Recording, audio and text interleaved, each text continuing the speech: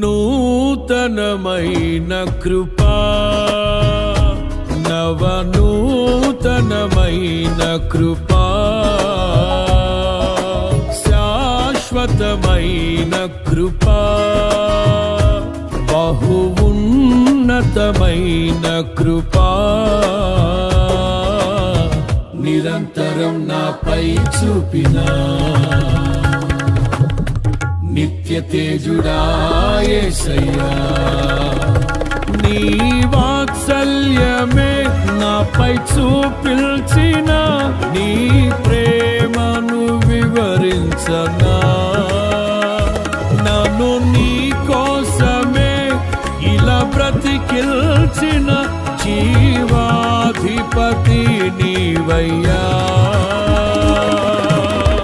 ఇదే కదా నీలో పరవశం.